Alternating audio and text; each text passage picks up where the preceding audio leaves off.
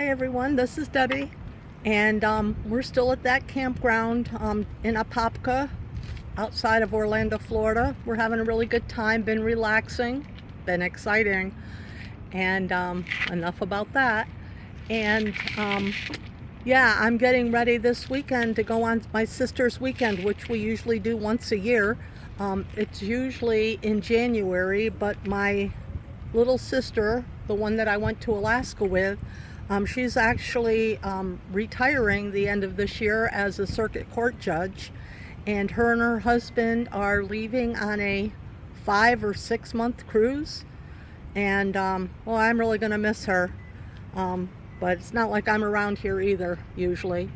So yeah, so they're leaving on a 5 or 6 month cruise, and then maybe going and just backpacking through Asia a bit when they land. So yeah, so we've moved Sister's weekend up, and then next weekend is her retirement divestiture, I guess they call it, and then a retirement party, and then my kids are all getting together for the second generation group, which should be fun for them. And then next Sunday is what we call Practice Thanksgiving, and that's when we can try out new recipes and things. I'll be trying ham. I'm actually making my family caramel apple dump cake, but I'm not eating it. I'm in it for the long haul. I'm feeling great. There's no reason to go back to eating that stuff. I did have a celebratory glass of champagne this morning at around 2:30 a.m. I've actually been carrying that small bottle of champagne around for 4 years, so kind of glad to get rid of it. It gives us some more room.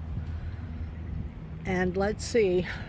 And we had a meat and cheese plate last night because I'm not losing weight whether I eat cheese or don't eat cheese, or if I eat a lot more fat or I don't eat fat. So I've just decided, a couple of these times I'm sticking to my diet, but I'm not going to be so, no fat, high fat, no cheese, no dairy, no creamer, no, well, not creamer, but heavy whipping cream. But anyway, yeah, so it's November 6th today, and feeling great, still at 162. So I thought maybe since I ate cheese and sausage plate last night, maybe I'd really see 159, but that didn't happen. Still at 162. So not wanting to not wanting to budge. Have you guys noticed how much just seems better today? Take a breath. So let's see. I guess that's it. We're at the beginning of our 5th month. Doing great, loving it. I don't know what else to say about that. And somebody asked me about intermittent fasting. Yeah, I eat every day like at noon, and I eat at 5:36, and I don't eat again till the next day. So it's not that either. So, but I don't care. I just, I'm only saying how much I weigh because I report it to you guys. I really don't care. In my little dance last night, people said I look good. So people think I look good, I feel good. What else is there to say? So anyway, I hope you guys are continuing on with your carnivore journey. I hope you're doing well and successful. Thank you for the encouragement, the support. And this is the end of my carnivore place. I am going to just say about 2 minutes of my journey in my life after that. After what happened, well, my dad continued to get worse. He had some shock therapy in the mental hospital. It was really bad, and that continued. 1969 was a bad year for all of us. That's the year after everything was done with my goings on. My mom and dad announced to us that after 17 years they were getting divorced. So I had never even really seen them fight, but after they announced the divorce, then I saw stuff, that was different. And let's see, it continued to go downhill with me and my grandma. I didn't like her. She knew it. Liked boys even less than I did at 5, of course. Now I really don't like them. But what else you gonna do, you know? And so now I was kind of, since I couldn't get pregnant, I was just kind of free to do what I wanted with who I wanted, and I don't think there was anybody in between. I don't think anybody came along until then. My husband, that I met him when I think I was 16, he was somewhat abusive, and I think at the time, I think that I thought I didn't deserve anything better. I kind of looked around school, and for some reason in my mind, I just thought this is as best as it's gonna get. I'm never gonna get out of here. I'm just kind of stuck here for my whole life, so I better look around and pick somebody that looks promising and that would love me. So I picked out this guy, and things were okay sometimes, but other times they were really bad. And I would find out he would like kissing somebody else or something, and I'd take him back, and then he'd say he wouldn't do it again, and then I'd take him back. And then anyway, I went to my mom one time because I wasn't sure back in 1972. When you've got divorced parents, your dad walks you down the aisle, but I wasn't sure what I'm supposed to do with my mom. Maybe I should have written to Dear Abby instead of asked my mom. But, I said to my mom, I'm kind of stuck on this because, if dad walks me down the aisle, is it okay if I seat him next to you? Do you want to sit in the row behind? What do I do about that? And she said, well, I'll make this easy for you. I just won't come. And she didn't. She didn't come to my wedding. She didn't come to my wedding. I was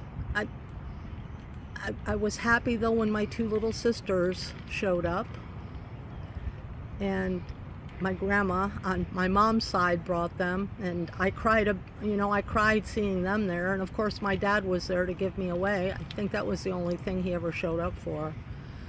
And I'm walking down the aisle, and I'm thinking to myself, don't do this, don't do it. But then once again, I'm in a small town, I'm embarrassed, so I married him. I don't know why. There was part of me that liked him and part of me that didn't. But anyway, he took me camping for my honeymoon. We set up the tent and everything, and then he said he had to leave for a while.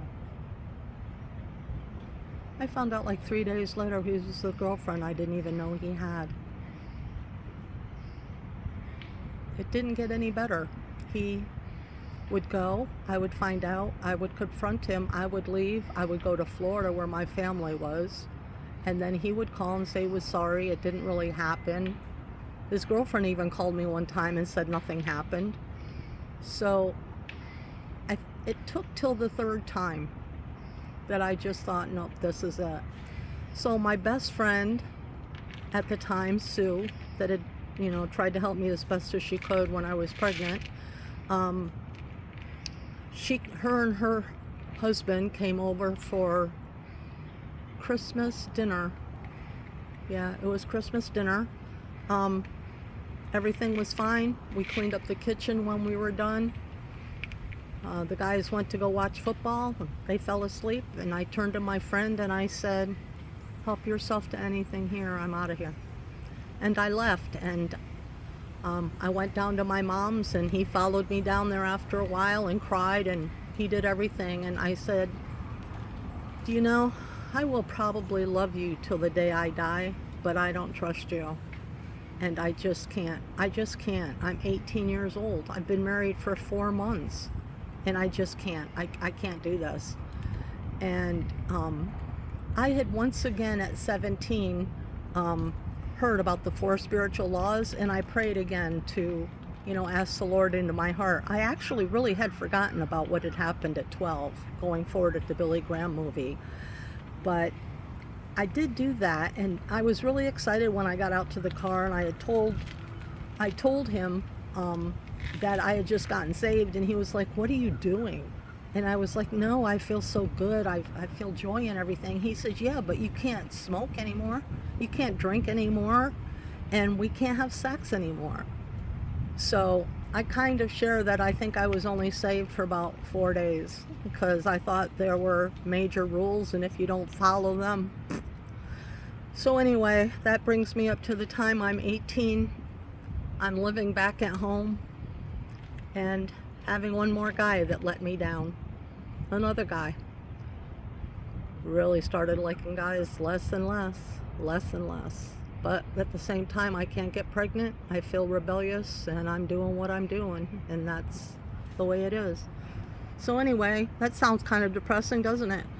I'm trying to think. I know there were good times, but anytime anybody mentions the year 1969 to me or my sisters, we're always like, "Oh, that was an awful year." So yeah, I agree. 1969, it was a bad year. Everything started falling apart. But I'll think of some good things. Oh, my dad took me to the float that year in 1972. So that was good.